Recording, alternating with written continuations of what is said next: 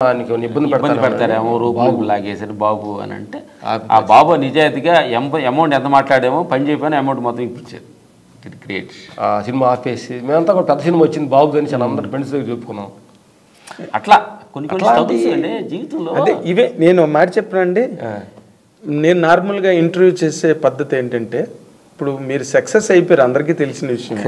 జగమెరిగి నిజంగా ఇప్పుడు మీరు అడిగిన మాటకు మేము చెప్పాలంటే అవన్నీ ఆ ఫెయిన్స్, ఆ బాధ, ఆ స్ట్రగులు తీసుకోకపోతే చెట్టు ఎండ నీడ తెలియాలంటే ఎండలో ఉండాలి కదా.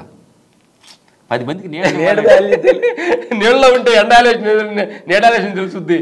కాబట్టి అవన్నీ కూడా మాకు జీవితానికి అద్భుతమైన స్టాంపు మెట్లు ఎక్కటానికి, పై ఎక్కటానికి భగవంతుడు ఇచ్చే టెస్టింగ్ మెట్లు. Test route.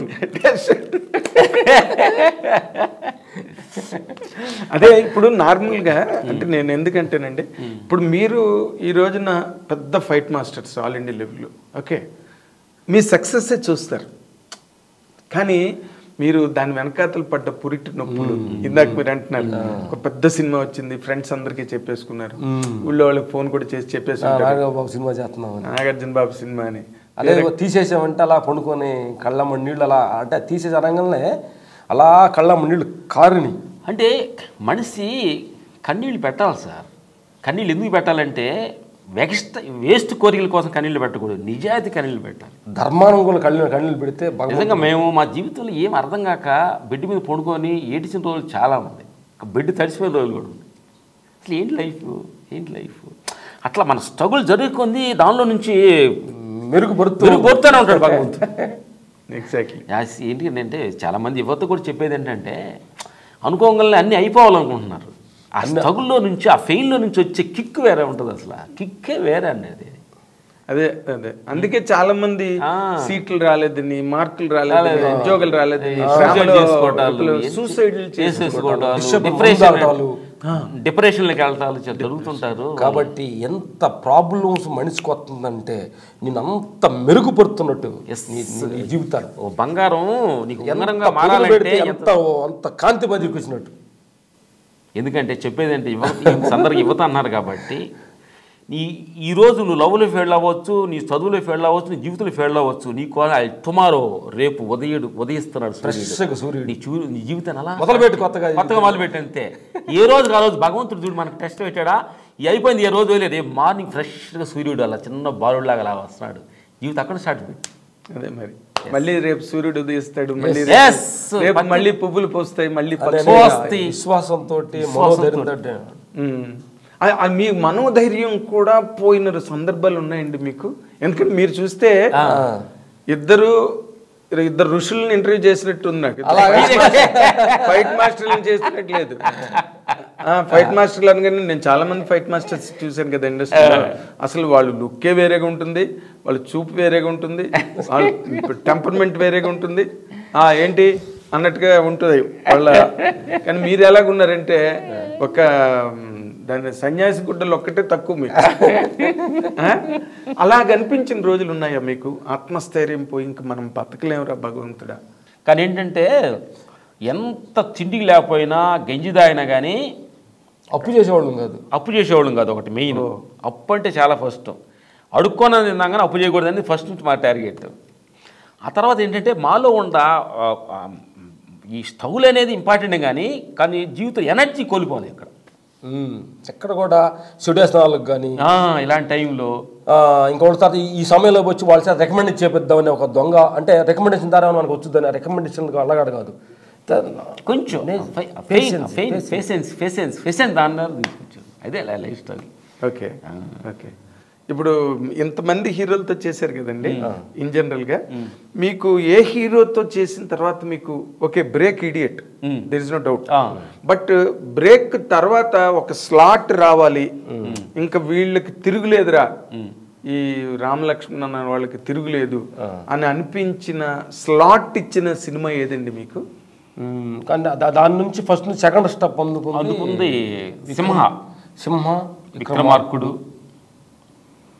ద లెజెండ్ చెత్త అక్కడ తక్కువ ఒకటి మాస్ అలా మాస్ని లేపుకొచ్చింది అనమాట. ఓకే. ఇప్పుడు నార్మల్గా మీరు తమిళ్ చేస్తున్నారా? తమిళ్ చేసాము, రజనీకాంత్ గారితో చేసాం దర్బార్, సర్కార్ అని విజయ్ గారితో చేసాము, మన మన అజిత్ గారితో చేసాము, కన్నడలో చేసాం, మలయాళం కూడా చేసాం మోహన్ లాల్ గారితో, హిందీ చేసాం.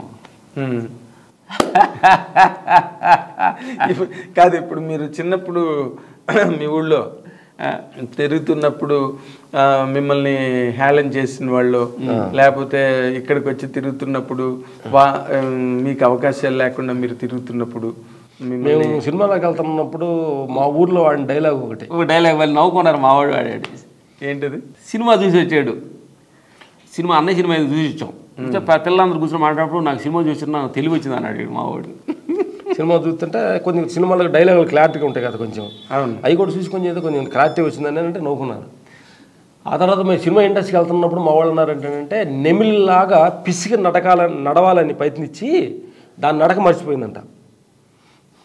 మమ్మల్ని ఎగతా చేసిన డైలాగులు అంటే ఒక నెమిలి నడిచినట్టుగా పిసికే ఐడియా ఉంది. పిసికే అంటే అది జంప్ అయి నడుచుద్ది. అవును, అది నడవటం రాదు. నెమిలిలాగా నడవాలని పిసికి ప్రయత్నించి నడక మర్చిపోయి ఇప్పుడు జంప్ చేస్తుంది అనేవాడు మా ఇద్దరిని. నెమల్లా నడవడానికి ట్రై చేసి నడకే మర్చిపోయి ఇప్పుడు జంప్ చేస్తుంది, మీకది కూడా అలా అవుద్ది అనేవాళ్ళు మా ఊర్లో. అంటే మీరు వాళ్ళతో అంటుండేవారా సినిమాకి వెళ్తాం, సినిమా ఇండస్ట్రీకి వెళ్ళిపోతాం మేమని? అట్లా అంటే చాలా ఎన్నో. కానీ నాకు ఇంకొక ముఖ్యమైన విషయం ఏంటంటే చెడు అలవాట్లన్నీ నేను పెద్ద దానికి పేరేం పెట్టను కానీ, బట్ జనరల్గా ఫ్రెండ్స్ సొసైటీలో లేకపోతే ఒక రేంజ్ వచ్చాక, ఒక సక్సెస్లోకి వెళ్ళాక ఒక చిన్న రిలాక్సేషన్ అన్నది వచ్చేస్తుంది. అది మా ఫ్రెండ్స్తో కూర్చుని ఓ పెగ్ తాగడం, లేకపోతే సరదాగా భగవంతుడిలో రిలాక్స్ అవుతాం. అంటే దీనికి అంటే మీ సినిమాలో వచ్చిన తర్వాత కొంచెం చెడాసనాలు పోకుండా ఉంటాం. కారణం మా ఫాదర్ మాకు గురువు అనమాట. మా ఫాదర్ మించిన గురువు లేరు అనమాట. మాకు అన్నీ ఉన్నాయి. మాకు నాన్నగారికి డ్రింక్స్, కోడి పందాలు, జోదం, ఆ విధంగా రెస్పాన్సిబిలిటీ లేకుండా ఊర్లో మమ్మల్ని వెళ్ళేసేవాళ్ళు అనమాట. అంతలాంటి ఒక ఎమోషన్లో నుంచి బయటకు వచ్చాం అనమాట. చూడంగానే ఒక మందు ఏం చూడంగానే ఫాదర్ గుర్తు వస్తాడు. ఆ మందు లోపల మా ఫాదర్ ఉంటాడు. అంటే మా నాయనమ్మను మేము అమ్మాన్ని పిలుస్తుండేవాడు. నాయనమ్మని అమ్మ పెంచింది మా నాయనమ్మ. ఒకరోజు తాగి వచ్చి మా నాయనమ్మని కొడుతున్నాడు. కొడుతుంటే ఎందుకు కొడుతున్నానంటే మేము చిన్నవాళ్ళు ఉన్నప్పుడు ముందు తాగితే అట్లా కొడతారయ్యా అంది. అంటే ముందు తాగితే మనుషులు ఇట్లనే మనిషి కంట్రోల్ తప్పుతాడు కదా అని అక్కడ పడింది ముద్ర. చక్కని కొట్టాము. ఏం లేదు అంటే మన లోపల స్ట్రాంగ్ 100% ఆ ముద్ర కొడితే ఎవరిని చెడగొట్టలేరు. అది ఆ ముద్ర కరెక్ట్ పడాలి, కొట్టాలి. అది డౌట్గా పడకూడదు. ఆ విషయంలో మీరు మీ నాన్నగారికే కృతజ్ఞులై ఉండాలి. థ్యాంక్స్ చెప్పలేము. మా అమ్మల జీవితాన్ని బాగా చేశాడు అంటున్నా.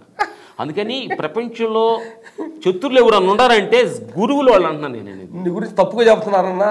గురువులు అంటే మిత్రుడు మన గురించి మంచి చెబుతాడు, శత్రువే మన గురించి చెడుని చెప్పేది.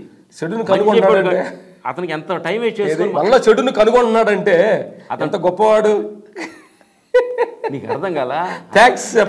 అతను గురువులు అనమాట. ఈ ప్రపంచంలో ఎవరన్నా కావచ్చు, ఫ్రెండ్స్ కావచ్చు, ఎవరి కావచ్చు, మన గురించి నెగిటివ్గా మాట్లాడాడంటే మన గురువు, బెస్ట్ గురువు, బెస్ట్ ఫ్రెండ్ అతను. అసలు మా కోసం ఎంత రిసీవ్ తీసుకొని ఎంత మమ్మల్ని ఆరాధ చేస్తున్నావా, థ్యాంక్స్ అయ్యి అనాలి తప్ప అతని మీద ఎలాంటి నెగిటివ్ భావం రాకూడదు. అందుకని మా నాన్న గురువు. ఇంకా చాలా మంది మా గురువులు ఉన్నారు ఇంక ప్రపంచంలో. అవునా? మీ నాన్నగారు మీ సక్సెస్ చూసారా? చూసారు, ఆనందపడ్డారు. ఆయన సినిమాకి వెళ్ళాలని ఆలోచన ఆయనకే వచ్చింది. అవునా? ఎందుకంటే నేను అంటున్నానంటే మరి చూడండి, అన్ని విధాల గురువు అయితే గురువు. మేము అప్పుడు మిలిటరీకి వెళ్ళాలి, ఏదో పోలీసులోకి వెళ్ళాలి, బయట ప్రపంచానికి వెళ్ళాలి. పక్షికంగా గూట్లో రెక్కలు వస్తే ఎగరాలి ఎలా పైతుంది. ఊర్లో ఉండకూడదు, ఏదో ప్యాంట్ వేసుకోవాలి, లుంగిలతో ప్యాంట్ వేసుకోవాలి. సినిమాలో హీరో ప్యాంట్ వేసుకోవడం మనం వేసుకోవాలి. ఇది మా ఫస్ట్ గోల్. ప్యాంట్ వేసుకోవడం మీ ఫస్ట్ గోల్. వేసుకోవాలని ఏం చేద్దాం, మిలిటరీకి వెళ్దాం అనుకున్నా అక్కడికి వెళ్ళి ఏళ్ళు ముద్రగా రానిలేదు. మరి మీ ఊళ్ళో ఉన్నప్పుడు ఏం బట్టలు వేసుకునేవారు మీరు? లుంగీలు, డాయిర్లు, ఆఫ్ డాయిర్లు. పని చేస్తున్న పొలం పని చేయడం చెప్పులు లేవు, బార్లు, లుంగి ఆఫ్ డాయిర్లు ఉండి. లుంగీలు టౌన్కి వెళ్తున్నప్పుడు సినిమాలు లుంగీలు కట్టుకెళ్ళేవాళ్ళు. ఫస్ట్ రైల్వే స్టేషన్లో చెన్నై వెళ్ళేటప్పుడు సర్కార్ ఎక్స్ప్రెస్కి రాజు మాస్టర్ లుంగిలతో వస్తాడు. నాకు కూడా తెలుగు వాళ్ళు గొల్టీ అంటారా, ప్యాంటు కొనుక్కోమంటే 35 రూపాయలు పెట్టి రైల్వే స్టేషన్లో ప్యాంటు కొనుక్కొని రైల్వే ఊరు నుంచి లుంగిలు వెళ్ళి రైల్వే స్టేషన్లో ప్యాంట్లు వేసుకొని చెన్నై వెళ్ళి మళ్ళీ వచ్చి రైల్వే స్టేషన్ దగ్గర ప్యాంట్ లోడ్ తీసుకొని లుంగి కట్టుకుని ఊరు వెళ్ళాం. ప్యాంట్ వేసుకుంటా, ఆ ప్యాంట్ వేసుకుంటానే సిగ్గుపోవటమే ఛానల్ పెట్టింది. సిగ్గు దాన్ని వేసుకుని నడవటం చేయటం అంతా కూడా. ప్యాంట్ వేసుకున్న కొత్తలో చెన్నైలో జిప్పు కూడా వేసుకుంటే పెట్టుకోవడం తెలియదు, జిప్పు అలవాట్లేదు కదా, లుంగి కట్టుకునేవాళ్ళం కదా. దాన్ని నేర్చుకోవడం చాలా ప్రాక్టీస్ పెట్టాం. అసలు ఏంటంటే ఒక్కొక్క మెరుకులు అనమాట. అరుణాచలం స్టూడియోకి వెళ్ళాం మేము. ఫస్ట్ ఏదో షూటింగ్ జరుగుతున్నప్పుడు వెళ్తే చిన్న గుంట పళ్ళాలు ఉండేవి. అప్పుడు చెన్నైలో 4 గుంటల కూరలు వేయటానికి పెట్టేవాళ్ళు. ఫస్ట్ ఆ పళ్ళెంలో 4 కూరలు వేసి పెట్టగలనే చూడగలనే కళ్ళిద్దరికి కర్రలు బయటకు అమ్మినాయి. రోజు ఒక పచ్చడితో అన్నం తినేవాళ్ళం కదా. పచ్చడి తర్వాత ఏదో ఆ టయానికి పొలం వెళ్ళేవాడు ఏముంటుంది, మా 4 కూరలు ఏం చేసుకుంటాం పొలంలో. తర్వాత గంజి తాగేవాళ్ళవి. 4 కూరలు చూడగలనే అమ్మ అన్నం కోసమే పనిచేయాలరా, అన్నం కోసం పనిచేయాలనిపించింది. అప్పుడు ఎక్కడో బంతి భోజనాలు, ఊళ్ళో పెళ్ళిళ్ళకి, పండగలకి 4 కూరలు ఉండేవి. అవును, ఇది రోజు 4 కూరల భోజనం కదా. ఇది 2 పూట్ల అన్నం, 2 పూట్ల ఉదయం మళ్ళీ 8 గిన్నెలు క్యారేజ్, వడలు, దోశలు. మన కళామ తల్లికి ఎంత రుణపడి ఉండాలి. మీకు మామూలు కంటే మేము ఎక్కువ థ్యాంక్ చెప్తుండాలి. మేము ఎక్కువ థ్యాంక్ చెప్పాలి తల్లికి, కళామ తల్లికి. అవును, మన అభాగ్యులు కూడా, అభాగ్యుల్ని, చదువు లేని వాళ్ళకి, అన్నం లేని వాళ్ళకి పేరు ప్రతిష్టలు, అన్నం అన్నీ వచ్చినాయి అంటే గ్రేట్.